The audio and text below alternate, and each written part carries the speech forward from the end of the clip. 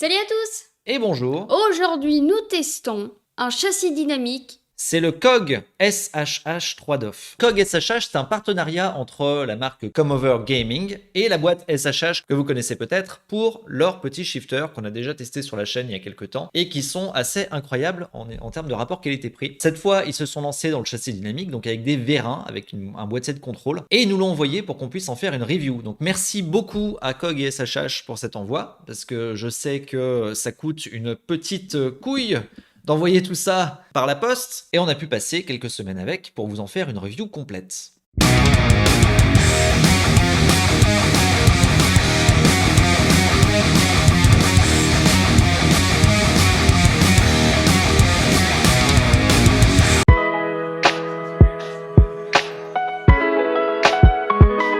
Comme précisé tout à l'heure, on a 4 vérins. Ces 4 vérins, ils sont équipés de moteurs 9 Nm en pic. La course des vérins, donc le déploiement maximal des pieds des vérins est de 150 mm. Et étant donné qu'on est sur un 3DOF, on a 3 types de mouvements différents. Donc je vais prendre une petite voiture pour vous expliquer. On va prendre Kit, parce que quelque part, c'est ce qu'il y a de plus efficace pour parler de mouvement. Le Eve, ça va être les mouvements de haut en bas. Donc les mouvements de suspension comme ça de haut en bas, ou les mouvements aussi de gravité. On va avoir le pitch, donc ça va être les mouvements d'avant en arrière, donc accélération par exemple, freinage, mais aussi les changements d'élévation de terrain, donc quand on va monter une côte, quand on va descendre une côte, on va avoir ces mouvements-là, et on va avoir le roll, comme ceci, donc le roulement en fait de la caisse. Ça peut simuler par exemple les jets dans les virages, ça peut simuler aussi les changements d'élévation, etc., etc. Vous avez compris le délire. Au niveau du Eve, donc les mouvements de haut en bas, on a nos 150 mm de débattement avec une vitesse de 250 mm par seconde. Donc en termes de réactivité, on est plutôt pas mal. Au niveau du pitch, on va pouvoir faire jusqu'à 8 degrés d'inclinaison avant-arrière, avec une inclinaison maximale de 20 degrés par seconde. Et pour le roll, on va avoir 11 degrés maximum donc sur les côtés, avec une accélération à 35 degrés par seconde. Autre information importante à avoir en tête, c'est le poids maximum que vous pouvez mettre entre votre châssis, donc toutes les parties suspendues. Donc le châssis, vous à l'intérieur du châssis, votre siège, votre base, votre écran, si vous avez un écran sur le châssis, ce que je vous déconseillerais, parce que vous risquez de bousiller votre écran à terme, donc mieux vaut avoir un support déporté. Mais tout ce qui va être partie suspendue sur les vérins, vous pouvez monter jusqu'à 75 kg par vérin, donc 300 kg au total, avant de constater des baisses de performance au niveau de la vitesse des vérins. Donc voilà, gardez ça en tête si vous avez... Bon, 300 kg, normalement ça va, hein, on met pas 200 kg de matos. D'ailleurs, il y a COG, donc Comover Gaming, qui ont créé un châssis rallye de place. Donc du coup, tu as la place du pilote et la place du copilote, et les deux donc avec le matos qu'il faut pour chacun d'entre eux. Et sur ces vérins-là, ça passe. Donc on peut monter, voilà, on peut s'y mettre à deux. 300 kg, ça va, on a de la marge. Compatibilité PC. PC évidemment. Alors sur les logiciels, par contre, on va avoir le choix. De base, ils nous conseillent d'utiliser SimRacing Studio. Donc c'est ce que je vais utiliser pendant ce test, parce que c'est le logiciel avec lequel ils ont travaillé pour le développement. Mais vous pouvez aussi l'utiliser avec d'autres logiciels comme SimHub, SimTools, etc. C'est compatible avec, l'écosystème est ouvert entre guillemets au niveau du logiciel. Donc là-dessus, pas de restriction. Le prix. On est sur quelque chose d'assez compétitif parce que TTC, on est à 3630 €. Bah franchement, j'ai l'impression que ça va, moi. Ouais, il se positionne plutôt bien par rapport à la concurrence. En général, tu es autour des... Enfin, on va pas citer de marques concurrentes, voilà, ce serait pas cool. Mais en général, tu es plutôt autour des 4000-4500 balles pour le même type de performance. Parfois dans ces eaux-là. Restera à voir évidemment ce que ça va donner en piste. Est-ce qu'on va être aussi bien que dans un autre châssis? Est-ce qu'on va être aussi performant que les autres marques? Alors, en gardant à l'esprit aussi que là, sur notre chaîne, c'est le tout premier test de châssis dynamique qu'on fait. On va vraiment partir de ce postulat de nous, on ne connaît pas encore ce type de système chez nous. On n'en avait jamais installé. Si vous avez des questions précises au sujet du matériel, si vous avez des besoins de caractéristiques techniques plus précises, n'hésitez pas à nous le dire en commentaire. Comme ça, déjà, on pourra vous répondre. Si besoin, on pourra aussi poser les questions à SHH pour qu'on puisse vous répondre le plus rapidement possible. Mais aussi, ça nous aidera évidemment pour les prochains tests. Si on refait du châssis dynamique plus tard, on inclura ces choses-là dans les vidéos d'entrée de jeu. Donc n'hésitez pas, si vous avez des questions, dans les commentaires.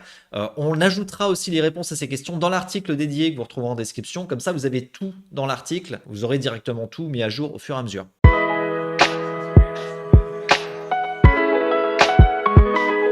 Dans la boîte, qu'est-ce qu'on a? Alors déjà, on a les 4 vérins. Donc les colis, c'est livré en 2 colis séparés, le tout faisant 80 kg. Donc vous avez un colis de 60 et un colis de 20. Si vous avez un ascenseur, c'est bien. Si le livreur peut vous aider à le porter jusqu'à la pièce, c'est bien aussi. On a donc nos 4 actuateurs, nos 4 vérins. On a de la visserie à plus savoir qu'en foutre, il y en a plus qu'il n'en faut. Ça se positionne avec des vis M8, donc t'es tranquille au niveau rigidité. Après, tu as aussi le boîtier de commande. C'est un gros boîtier duquel vont partir tous les câbles qui vont se relier au vérin. Et ce boîtier-là va être relié à l'alimentation et au PC. Ce boîtier, d'ailleurs, il est sur roulette, ce qui est... C'est un détail, mais c'est quand même assez pratique. Ils ont pensé quand même au côté un peu user-friendly, comme on dit. On a notre câble d'alimentation, on a un câble USB-C, USB-A pour le brancher au PC directement. On a aussi une petite boîte de contrôle qui va nous permettre d'allumer ou d'éteindre le système depuis notre châssis directement. Donc c'est une boîte qu'on va venir mettre sur notre châssis, qui est équipée aussi d'un bouton d'arrêt d'urgence. Ah oui. Alors attention, c'est un bouton d'arrêt d'urgence à utiliser vraiment pour les urgences... urgente. D'accord. C'est Sacha, ils nous ont bien précisé dans un email de ne pas utiliser ce système à tout va parce que ça peut endommager à terme le système. Donc mieux vaut l'utiliser vraiment s'il y a un gros pépin technique. Tu tapes dessus et après tu le retires pour réactiver le tout. Mais voilà, vraiment l'utiliser pour les gros pépins et pas juste comme ça pour éteindre son truc. Non, non, là vous avez un bouton dédié pour ça. Tu veux dire que c'est pas un bouton comme le coupe-couple qu'on peut utiliser régulièrement? Oui, voilà, qu'on peut utiliser comme on veut dès qu'on a un petit souci. Non, non, là c'est vraiment, tu as un gros pépin, tu tapes dessus. Mais Voilà. sinon, tu utilises le bouton dédié où tu mets ton jeu très en bien. pause. Et enfin, un câble RJ45 qui va nous permettre de connecter donc notre petit boîtier de commande au boîtier de contrôle.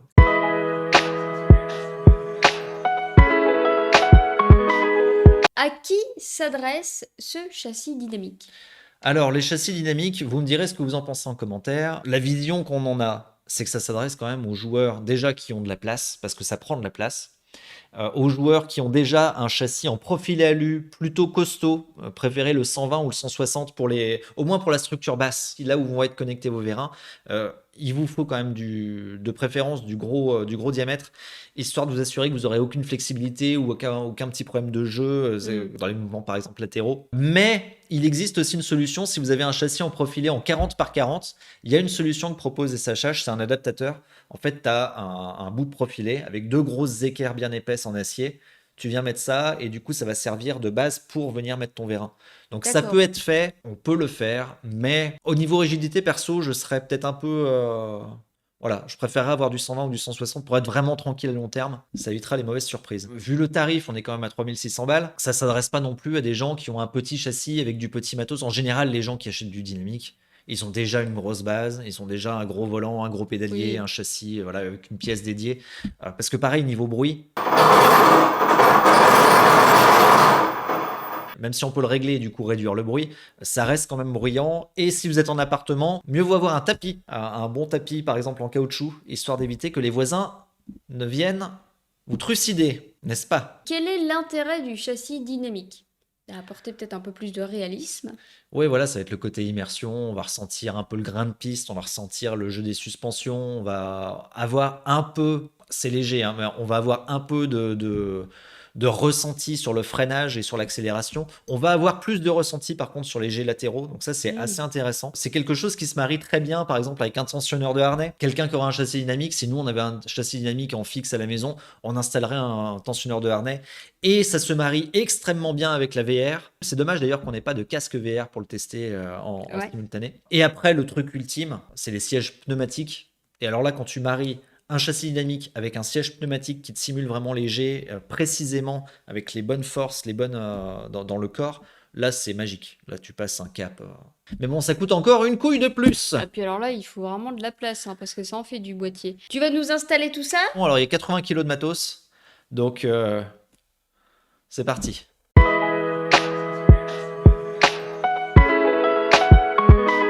Bon, l'installation, ça m'a pris en gros une demi-journée parce que j'étais tout seul à le faire et je vous invite à être 2 de préférence si vous pouvez parce que installer des vérins sur un châssis déjà existant sur lequel il y a déjà du matos, c'est relou. Avantage, ça s'installe quand même voilà, assez facilement, assez vite. Si on est 2, ça va vraiment très vite, je pense. On va déjà installer les 4 vérins donc aux 4 coins finalement de notre châssis. Pour les installer, on a des grosses plaques bien épaisses sur lesquelles on va venir du coup visser notre châssis. Une fois qu'on a nos 4 pieds qui sont posés, on va poser notre petit boîtier de contrôle quelque part à proximité du volant, ou en tout cas à portée de main, histoire d'allumer et d'éteindre notre motion rig et d'atteindre le bouton d'arrêt d'urgence aussi assez facilement. Et ensuite, on va aller se caler quelque part notre boîtier, notre gros boîtier sur roulette, brancher tous les câbles qui vont bien, et une fois qu'on a sécurisé tous nos câbles, bah c'est parti, on n'a plus qu'à allumer et lancer notre logiciel de contrôle. Ah bah ça va alors. Franchement, l'installation, c'est pas si chiant. C'est juste que c'est chiant parce que les pièces sont lourdes. Le châssis, il faut le soulever pour pouvoir installer les vérins. Donc forcément, bah, tu te retrouves à soulever ton châssis sur lequel il y a déjà 30 kilos de matos. Donc là, Sam a fini d'installer le motion rig. Merveilleux, tout va bien. Sauf que bah, l'écran, il se retrouve un peu brinque-ballé dans tous les sens parce qu'il est sur le châssis, sauf que le châssis, il bouge. Donc qu'est-ce qu'on fait? Est-ce qu'on prend le risque d'abîmer l'écran? Non, non, un écran à 1200 balles, non, je prends pas le risque. T'es bien gentil, mais non, non. Donc, je suis allé sur Internet et j'ai cherché un support externe. Les supports, parlons-en. Est-ce qu'on peut parler de cette arnaque? Je voulais un support en profilé de préférence, évidemment, histoire de poser ça. 500 balles 500 balles pour 3 bouts de profilé à la con? Non merci. Donc finalement j'ai acheté un truc qui m'a déjà coûté 200 boules quand même, qui était surprenamment bien, un petit support Next Level Racing là, qui est suffisamment rigide. Donc là j'étais content. Et on est parti là-dessus. Étant donné que c'est pas un truc en profilé, je peux pas le régler au poil de cul comme j'aurais voulu. Donc évidemment on n'a pas un FOV qui est aux petits oignons, mais au moins on peut utiliser le motion rig sans bousiller l'écran, ce qui est une bonne chose. Donc il a enfin pu installer l'écran sur le support. On branche tous les câbles qui vont bien et c'est parti, en avant, on peut allumer. Et que le test commence!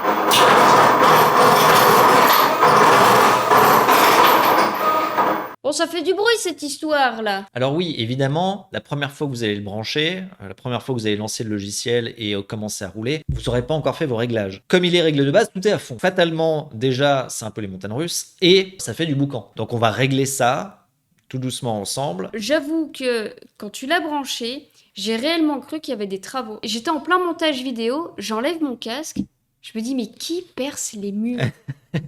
Et je me suis dit non mais attends, faut que j'aille voir. Et j'arrive dans la pièce et je le vois, je me dis ah mais c'est toi qui fais ce bruit.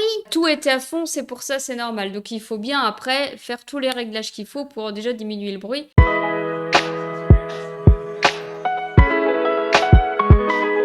Et je vais aller sur l'internet pour aller télécharger Sim Racing Studio. J'arrive jamais à retenir ce nom.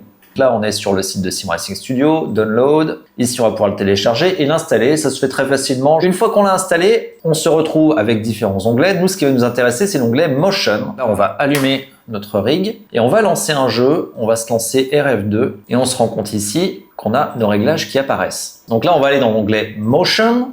Dans l'onglet Motion, on va retrouver différents réglages. Donc le premier, c'est Max Angle, l'angle maximal. Si on est à 100%, les vérins vont utiliser 100% de leur capacité, c'est-à-dire 150 mm.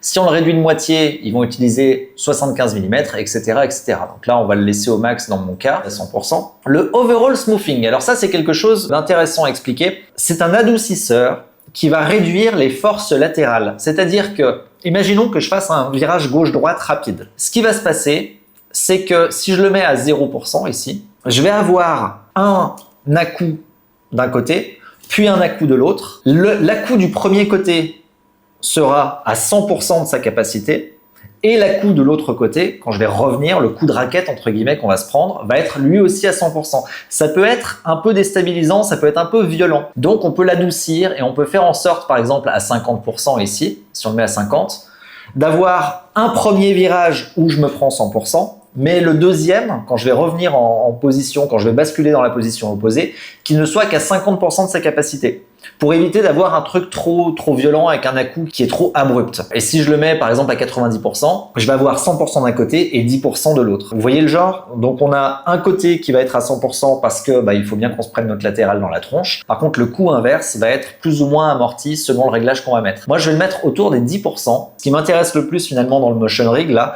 ça va être d'avoir un peu d'effet de suspension, un peu d'effet de grain de route, mais pas trop parce que finalement, personnellement, je préférerais avoir ce grain de route à travers des bass shakers. Mais d'avoir les forces G à la fois latérales et aussi les forces G avant-arrière, ça m'intéresse beaucoup personnellement. Donc je vais utiliser le moins possible de smoothing. Je vais en mettre un tout petit peu quand même, sinon parce qu'à 0%, c'est quand même vachement abrupt, on va dire. Ensuite, on a le boost. Alors le boost, c'est quelque chose qui va surtout être utile pour les petites, les petites vibrations, les petits détails de piste. En fait, ça va multiplier la force qui est envoyée par ces petits détails. Donc imaginons que je le mette à 1. Donc là, je sais qu'à 1, ça va répliquer à l'échelle 1 sur 1 ce qu'envoie la télémétrie. Donc pour l'exemple, on va prendre un dodan. Imaginons que je me prenne ce dodan.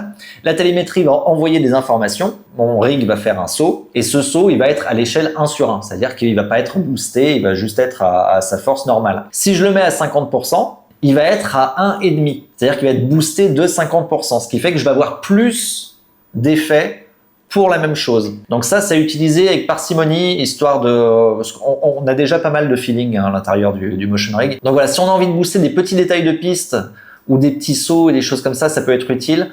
Moi, je vais le laisser assez faible, je vais le mettre à... Peut-être, ouais, je vais le laisser à 5, histoire de pas avoir trop de petits effets. Parce que d'une part, ces petits effets, ils font quand même du bruit. Parce que du coup, c'est plein de petites vibrations qui vont être envoyées et qui du coup vont être bruyantes au niveau du rig. Et ce sont aussi des choses que personnellement, j'ai moins envie d'avoir. Je préfère avoir vraiment les G que des petites vibrations de suspension. Donc je vais le laisser assez faible, mais après vous en faites évidemment ce que vous voulez. Ensuite, on passe dans les effets. Alors les effets, ce qui est intéressant, c'est qu'on peut avoir des tutoriels, des conseils sur un forum. Donc en cliquant là-dessus, on accède au forum et on va pouvoir avoir des conseils de joueurs et de pilotes. Et là, on a l'IntelliTune. Alors l'IntelliTune, c'est un système qui va regarder comment se comporte la voiture dans le jeu pendant 3 minutes. Prenons l'exemple de R-Factor. Je vais lancer une session d'essai libre et pendant cette session, je vais cliquer sur le IntelliTune. Pendant 3 minutes, le IntelliTune va enregistrer ce que fait la voiture et à la fin de ces 3 minutes, elle va me proposer des réglages pour cette voiture-là. Parce qu'aussi l'intérêt de ce logiciel, ça va être à la fois de se faire des réglages par simulation,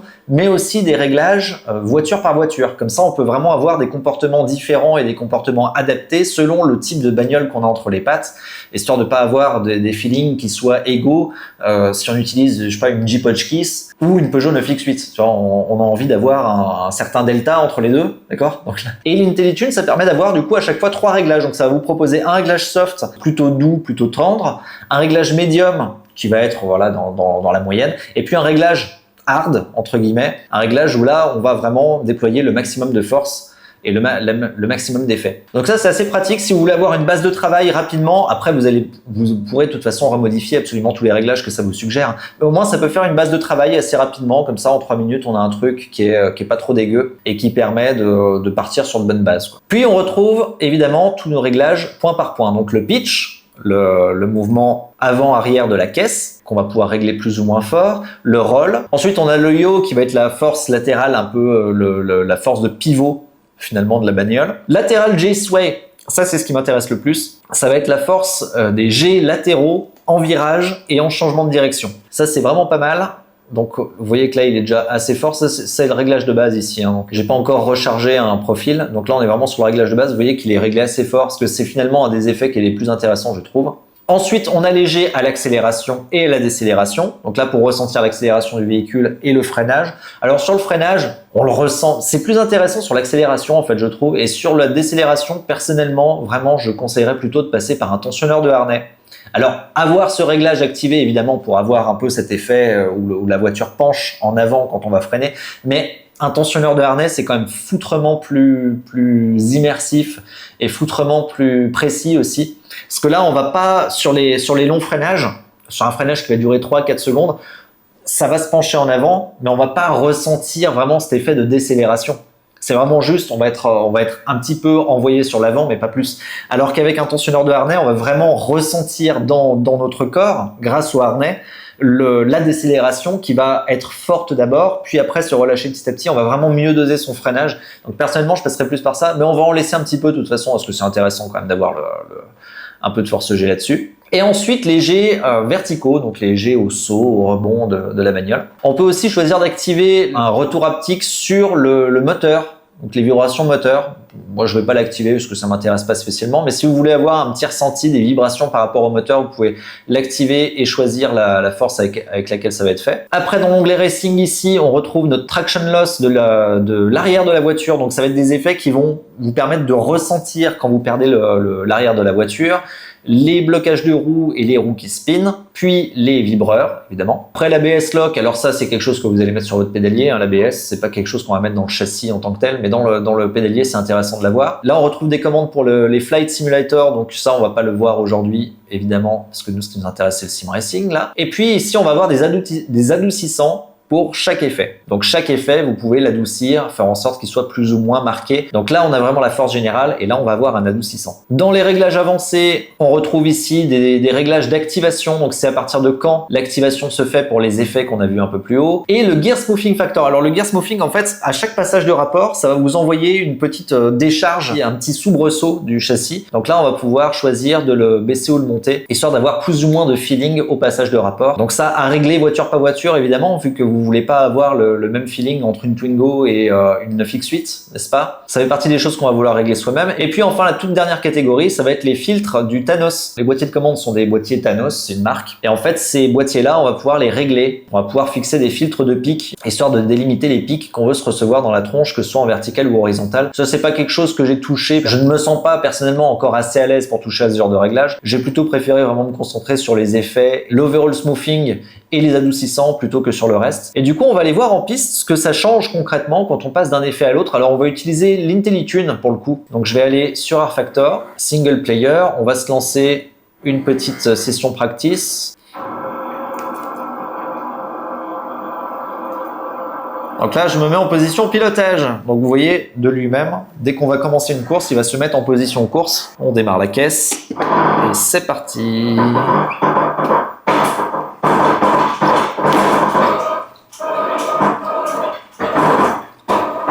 On va mettre le réglage soft, comme ça vous verrez un peu les différences entre différents réglages.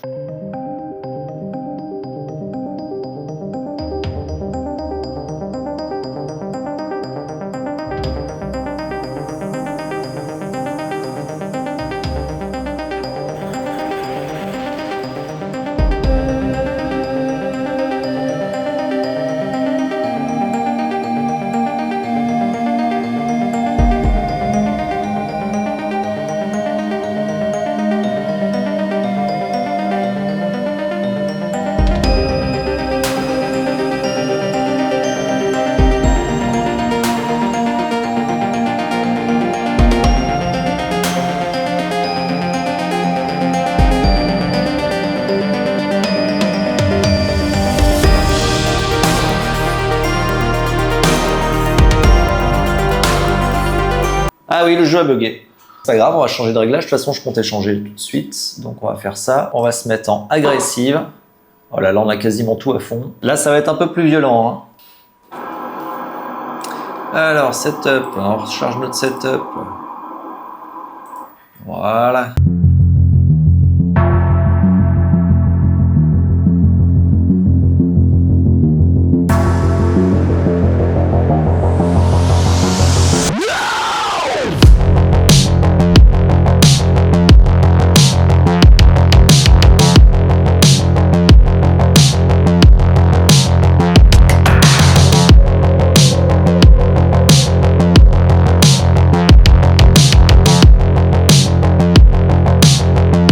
C'est trop, du coup, je vais me mettre un petit réglage perso, parce que là, pour moi, c'est trop agressif. Ça, bah, je vais vous montrer l'IntelliTune tant qu'on y est. Donc, on va cliquer dessus, on va cliquer sur Next.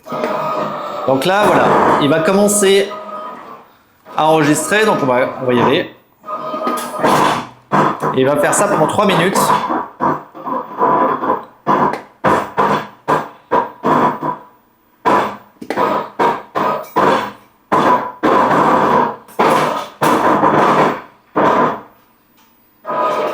Voilà, donc là, il a fini d'analyser. On revient sur SRS. Ce qu'il me suggère, c'est ça. Plus de traction loss, moins de heave, un peu moins d'accélération, décélération. Parce que là, j'étais vraiment sur les réglages agressifs au maximum. On va les appliquer. Et du coup, vous voyez, j'ai 3 réglages différents qui respectent en fait les proportions à chaque fois. Là, j'ai mon soft, là, j'ai mon medium. On va tester avec l'agressif. Ouais, j'ai des gros jets latéraux, des gros jets à l'accélération, un tout petit peu moins à la décelle. Ok, pas mal de pitch, un peu de roll, un peu moins de roll. Traction loss, il est très élevé. Ah ouais, j'ai plus de mouvement quand même là sur le freinage. Les jets latéraux, par contre, tu vois, il faudra que je les modifie encore. Ça dépend de la vitesse en fait. Dès que je suis à haute vitesse, ouais, c'est très actif. À l'accélération, c'est pas mal.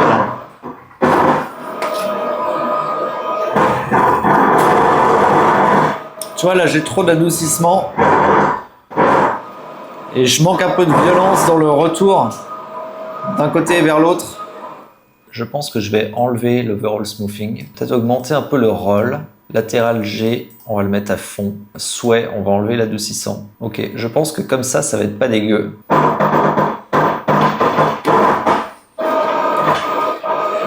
Ah oui. C'est déjà plus violent sur les côtés là.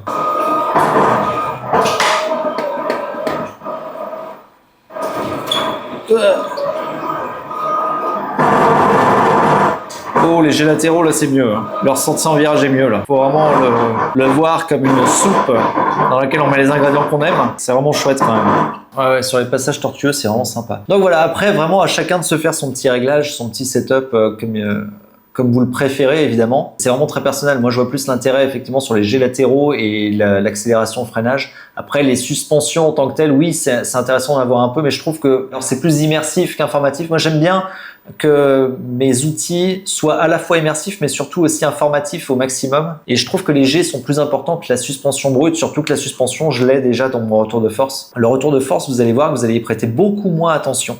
Vous serez beaucoup moins attentif aux détails de retour de force. Vous serez plus attentif aux appuis aussi aérodynamiques, c'est-à-dire que quand vous allez vraiment freiner, vous allez sentir votre direction se durcir, etc.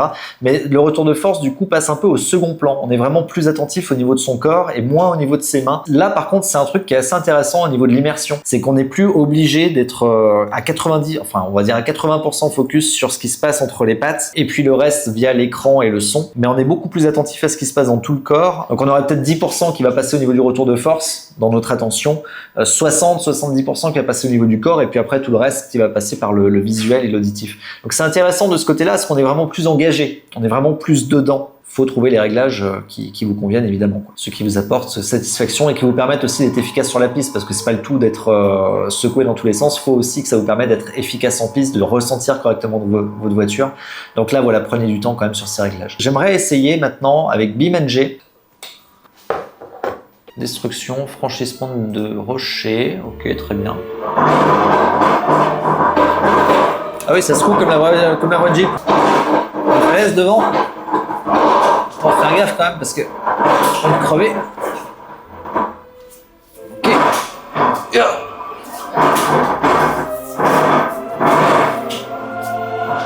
Doucement, doucement, doucement. On a cassé la voiture. Bon bah. Bon.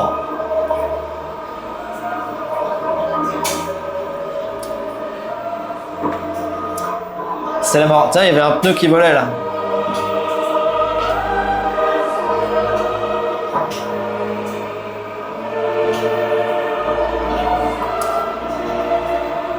Encore perdu une roue. Putain, ça va coûter cher chez Carglass.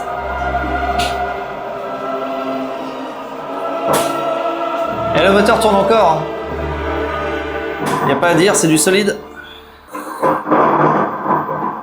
C'est pas mal, hein. C'est moins violent que la vraie voiture, parce que la vraie, je la connais, celle-ci. Ça passe. Bien sûr que ça passe. On va même pas se laisser emmerder en Jeep. Oh, attention. Attention. Ah, vous voyez, voilà. Pas besoin d'aller vite pour péter les trucs.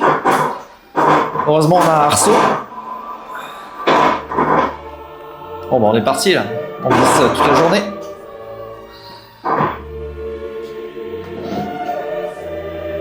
Attends, elle est où la souris? Elle est là. Voilà. C'est bon, on a juste perdu un rétro et un peu rayé la peinture, c'est pas non plus... On va pouvoir en racheter un chez Jeep Village. Mais ouais, pas mal.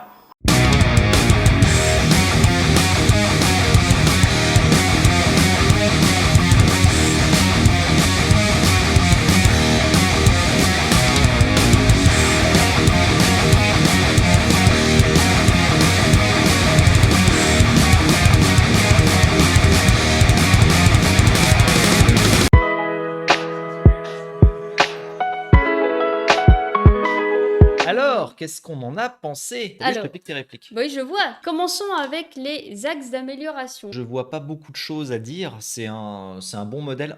Il y a le bruit. Le bruit, quand on le règle vraiment à fond, c'est dépendant évidemment de la vitesse avec laquelle vous voulez avoir des réponses de vos vérins. Mais le bruit peut être assez ennuyeux si vous avez des gens autour. Mais ça dépend de plein de facteurs. Ça dépend de votre châssis, ça dépend des réglages que vous faites sur le logiciel, ça dépend de l'insonorisation de votre pièce. Il y a aussi le fait que si on le règle vraiment à fond, on a des déplacements. Sur tous les roulages qu'on a fait, on a eu un déplacement du châssis vers la gauche de à peu près 2 cm. C'est pas énorme, mais il faut le noter quand même si vous avez un support pour écran séparé. Faire gaffe juste peut-être à poser un tapis en dessous, un tapis peut-être caoutchouté, histoire de vous assurer que ça bouge vraiment pas. Moi, j'avais la crainte que ça fasse un peu montagne russe. C'est ce qu'on a souvent vu en salon et j'avais peur un petit peu de ça. Bon, finalement, avec différents réglages, ça fait pas montagne russe. J'ai eu une impression, je dis bien une impression, qu'il y avait un décalage entre ce que je voyais à l'écran du véhicule, ce qu'il était censé faire, et ensuite l'information que j'avais dans le corps.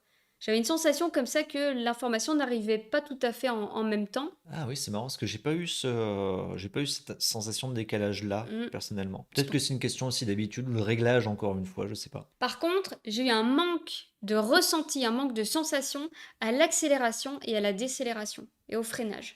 Ah oui, ça je suis d'accord. Effectivement, si on recherche à avoir de l'informationnel et pouvoir bien gérer du coup ces freinages en ressentant un peu les forces G du coup, le mouvement que va opérer le châssis, il y a du mouvement, d'accord, on peut monter jusqu'à 8 degrés de mouvement avant-arrière. Mais par contre, c'est vrai que sur les freinages, c'est pas forcément le plus informatif et le plus pratique.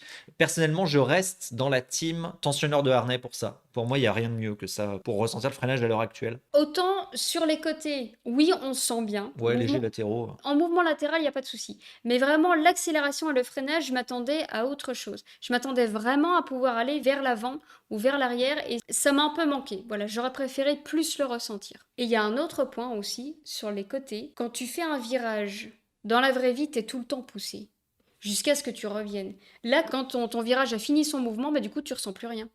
Ah oui, bah oui. Bah, il y a le côté force G latérale aussi. Bah, en fait, toutes les forces qu'on va ressentir, elles vont être efficaces pendant un laps de temps donné, mais pour les longs virages, je pense par exemple au virage Porsche de Le Mans, ou dans de longs freinages qu'on peut avoir dans d'autres circonstances, l'information, on va l'avoir au départ, mais effectivement, après, le mouvement s'arrête. Mais ça, en fait, ça va être la même chose pour tous les châssis dynamiques. Pour moi, là-dessus, ce sera plutôt le boulot d'un siège pneumatique. Et si on passait au plus? C'est plug and play. C'est-à-dire que tu installes ton truc. Alors, l'installation, je m'attendais à y passer des plombes. Finalement, je l'ai fait tout seul. Ça m'a pris une petite après-midi. Donc, c'est pas non plus, ça se monte pas non plus en 3 minutes. C'est normal. Il y a quand même des choses à poser. Il faut les poser correctement. Il faut que tout soit bien rigidifié, etc. Mais une fois que c'est posé, une fois que c'est branché au PC, que tu as installé le logiciel, t'allumes, ça marche. Voilà. Il y avait quand même 2 cartons énormes. Je me suis dit: «Ah mais ça va prendre des plombs». Pas du tout, tu poses tes 4 vérins, tu les fixes. Tu as la boîte en plus, la boîte où il y a tous les câbles là, elle est sur roulet. Tu cales ça dans un coin, terminé. Même le logiciel, c'est pratique comme tout. Ah ouais, super efficace. Les réglages se font facilement. Pendant une session, il y a un truc qui te plaît pas, tu fais un petit alt-tab, tu reviens sur ton logiciel, tu modifies un paramètre, tu sens tout de suite la différence. C'est simple, rapide, efficace. J'ai été très agréablement surpris. Je m'attendais à une usine à gaz parce qu'on n'en avait jamais testé tout simplement. Et au final, très bien de ce côté-là. Pour compléter le logiciel, il est aussi compatible avec 3 logiciels. Avec SimTools, avec SimHub Oui, et puis d'autres aussi en réalité, mais on va pas vous faire toute la liste de tous les logiciels qui existent. mais- cette compatibilité-là, bah, je trouve ça très bien parce que si tu es habitué à SimHub par exemple, bah, au moins bah, tu sais que tu peux rester dessus. Ça, c'est vraiment super de leur part. Après, au niveau des sensations en piste, ça c'est vraiment à vous de décider ce que vous voulez ressentir et j'ai trouvé que c'était plutôt pas mal. Autre point positif, bah, je trouve que c'est pas si cher que ça par rapport à d'autres châssis dynamiques. Et ça, Mm. c'est très bien parce que d'avoir un prix alors, qui reste quand même assez élevé, on est sur un Oui. châssis dynamique, mais d'avoir autant de choses, il y a quand même 3 mouvements, tu as des logiciels qui sont très bien faits, qui sont simples, c'est compatible avec d'autres logiciels aussi. Les mouvements pour moi sont très bien. Enfin, le fait de tester, de me dire, tiens, ce réglage-là, il me va pas, on change dans la foulée, et d'un coup, ça m'a beaucoup mieux convenu. On avait des réglages quand même très différents dans ce qu'on voulait faire. Moi, j'ai presque tout mis à fond, et je trouvais ça très très bien. Donc c'est une très bonne surprise pour moi. C'est bien pensé, c'est bien réalisé. Ça prend pas tant de place que ça. Non, puis c'est vraiment un produit fini. Voilà, tu reçois un produit fini. Ça fait pas do it yourself dans le sens où bah, SHH, vous voyez leur boîte de vitesse. Il y a le côté, bon bah, fabrication 3D, etc., impression 3D. Ça peut avoir ce côté un peu do it yourself qui plaît pas à tout le monde. Là, tu as un produit fini, à part le boîtier à la rigueur qui est en impression 3D, le petit boîtier d'allumage et de coupure en cas d'urgence. À part ce boîtier-là, tout le reste, c'est de l'alu, c'est du métal, c'est bien fini, c'est bien foutu. La notice est extrêmement claire et très complète. Leur SAV, pareil, est très réactif, il est réputé pour ça. C'était une bonne expérience. Ça m'a donné envie d'en tester d'autres, de voir un petit peu les différences avec d'autres, parce que là, pour le coup, bah, encore une fois, c'était notre première expérience à la maison avec des vérins. Voir par exemple comment se débrouiller un D-Box, ça pourrait être intéressant de comparer par rapport à ça avec le même type de réglage, essayer de retrouver à peu près les mêmes réglages pour voir si vraiment on ressent une différence entre les modèles de vérins et les boîtiers de contrôle. Pour moi, c'est validé. Ouais, mais pour moi aussi, j'ai presque un regret de le renvoyer. Je l'aimais bien, moi, ce petit châssis. Ah bah c'est sûr qu'après quand tu repasses sur un châssis standard sans mouvement, t'as l'impression un peu, oui, hein, t'es un peu sur un tapis volant, c'est normal, quoi. C'était une très très bonne expérience. Merci en tout cas à COG et SHH de nous avoir envoyé ce châssis dynamique. Merci beaucoup pour ça. Oui, un grand merci à eux, parce que vraiment, on sait à quel point c'est compliqué pour une petite entreprise, parce que c'est vraiment une petite boîte, hein. C'est compliqué pour eux de libérer un châssis complet, enfin des vérins complets, nous les envoyer. En plus, ça leur a coûté une couille à l'envoi, ça va leur coûter une couille aussi pour le rapatrier. Donc, un grand merci. C'était une très très belle expérience et on leur souhaite le meilleur pour la suite. C'est plein de beaux développements, plein de beaux projets comme ça, parce que vraiment, quand ils bossent, ils bossent bien. Vous retrouverez dans la description un lien pour pouvoir commander ce châssis. C'est un lien non affilié, parce que nous n'avons pas de partenariat d'affiliation avec SHH. Et vous retrouverez aussi un lien vers l'article complet qu'on mettra à jour au fur et à mesure selon les questions que vous avez. Comme ça, vous aurez un max d'infos tout le temps à jour. Merci d'avoir suivi cette vidéo. Abonnez-vous à la chaîne et puis on se retrouve la semaine prochaine Pour une prochaine vidéo. À plus! Mais